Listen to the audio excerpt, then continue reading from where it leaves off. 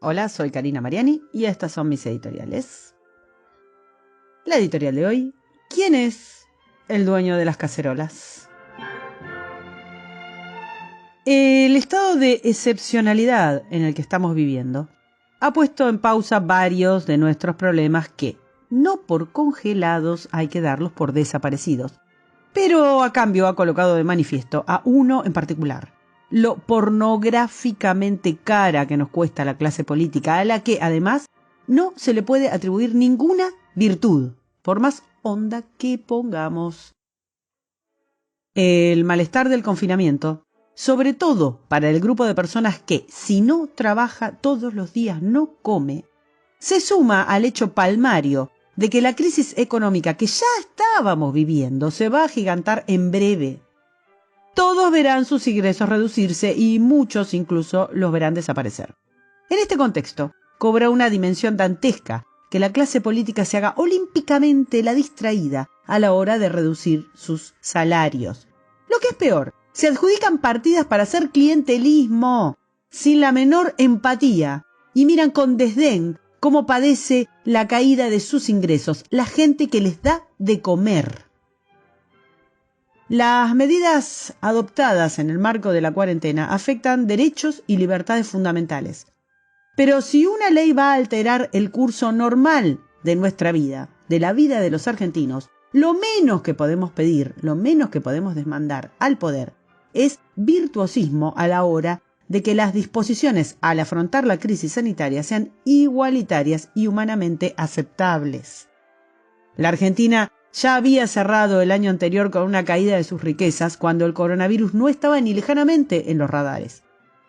La caída de las riquezas, que se traduce en pobreza, aparece trágicamente encallada en el 35%.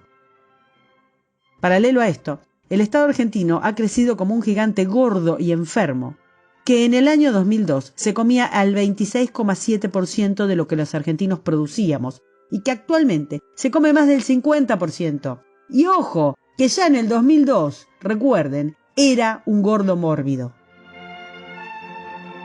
Problemas y más problemas. Mucho más de la mitad de la población recibe plata del Estado. Una escandalosa burocracia que es imprescindible exclusivamente para automantenerse a sí misma en movimiento. En consecuencia, se precisa una intervención estructural que modifique el funcionamiento de la administración pública, simplificando procedimientos y eliminando todos los trámites prescindibles. Y, por otro lado, que determine qué funciones públicas han de ser prestadas por el Estado. Porque cuando las papas queman, el gordo monstruoso que alimentamos sin parar demuestra no tener reflejos ni ninguna capacidad de gerenciar ni crisis ni el cuidado de los ciudadanos. La posibilidad de que colapse este monstruo obeso que se come más de la mitad de nuestro trabajo ya es muy importante. Era importante a finales del 2019. Los brindis que saludaban el 2020 que llegaba se hacían a sabiendas de que se venían malos tiempos. Pero este parate fenomenal, este apagón de toda actividad, traerá aparejados una caída de los ingresos enorme, sumada a las deudas que difícilmente podamos afrontar. A duras penas vamos a poder mantener funcionando lo básico, así que no quedará otra que poner al gordo a dieta. Las empresas, los comerciantes, los profesionales, los monotributistas y las familias transfieren a cotidiano sus riquezas al Estado, al gordo insaciable. Y este dinero termina en los bolsillos de los funcionarios que ahora se niegan en redondo a recibir un solo centavo menos. Es fundamental machacar que esto no es normal. Los estados del mundo cobran mucho menos impuestos y su gasto no es del 50% de lo que los ciudadanos producen. O sea, los gordos del resto del mundo al lado del nuestro son atletas esbeltos. Hablar de crisis del coronavirus es hablar de la crisis de ese obeso enfermo.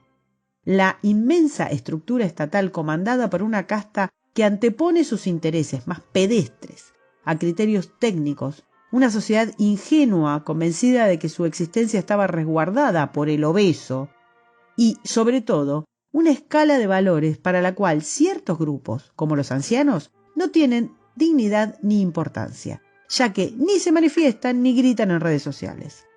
Ciudadanos de segunda, que fueron condenados esta semana a un contagio seguro por cientos de miles de funcionarios que cobran del Estado, el gordo, para gestionar a la tercera edad y que fueron incapaces de organizar el simple cobro de una jubilación de un mes.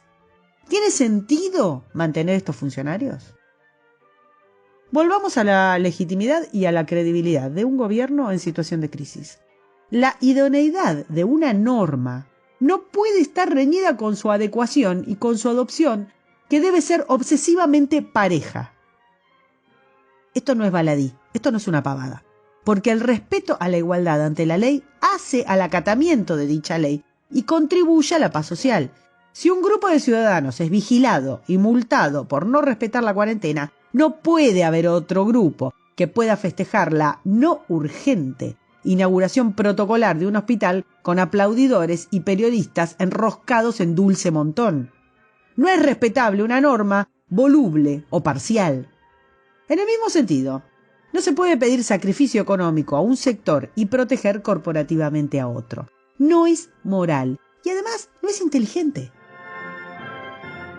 La decisión que obliga a millones de ciudadanos de este país a permanecer encerrados en su casa sin poder desarrollar normalmente su actividad laboral no puede ser legítima si se dejan intactas sus obligaciones fiscales.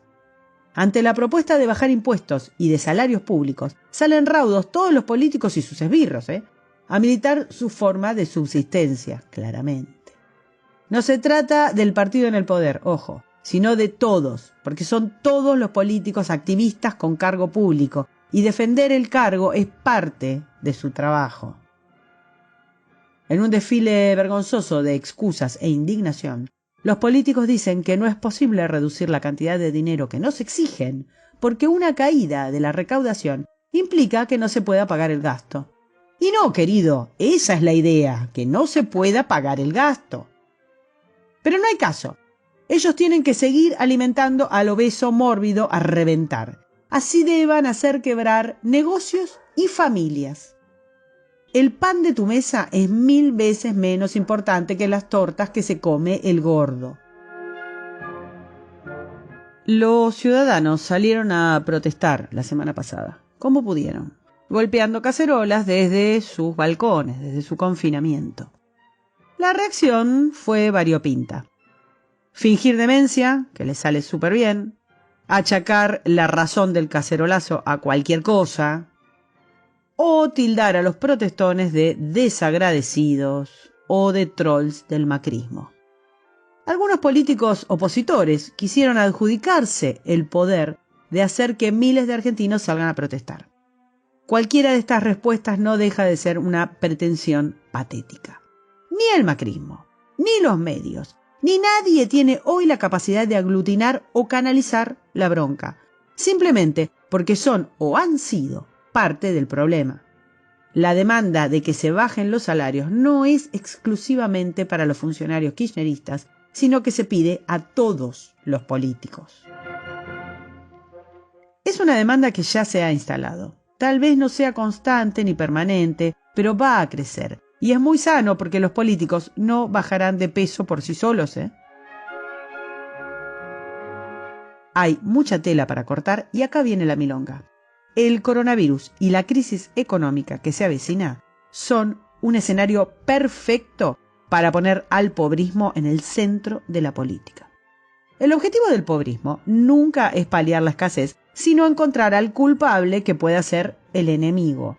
Tan fácil como establecer dicotomías, chetos o pobres, economía o salud, neoliberalismo ajustador o Estado salvador. Este tipo de pensamiento maniqueo exige de un único padeciente y de un único culpable. El objetivo es desviar las responsabilidades derivadas de la imprevisión y de la corrupción frente a la gestión en la salud pública. Esta derivación va hacia el egoísmo de los chetos por sus viajes, medicinas prepagas o cualquier otro ítem que exacerbe el resentimiento, base del pobrismo. Hora de entender lo que significa la propaganda de guerra. Estamos llenos de apelaciones al heroísmo de los funcionarios, al sacrificio por las horas que están trabajando, de que están dando batallas, de que se ponen la crisis al hombro. Medios y celebridades, y casi cualquier bicho que ande suelto, nos alecciona sobre la gravedad de la crisis y la bondad de los gestores, y la responsabilidad como ciudadanos de apoyar y de no criticar. El mensaje es simple.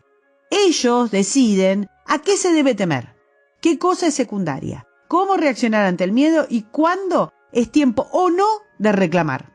La sociedad está a merced, casi sin alternativa, del servilismo y la genuflexión de los medios mayoritariamente que han desalentado las protestas, porque a ellos no les parece que sea el momento.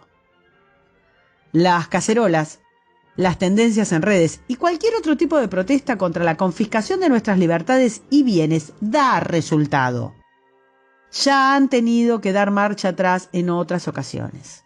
Es una forma inorgánica de manifestación, porque la sociedad no tiene hoy una representación institucional que la contenga. Nadie es dueño de las cacerolas. Es el ciudadano, solo, encerrado en su casa pidiendo ley justa, que le devuelva las libertades que le pertenecen y su capacidad de producir, antes de que el gordo gigantesco caiga por su propio peso, pero sobre nuestras cabezas.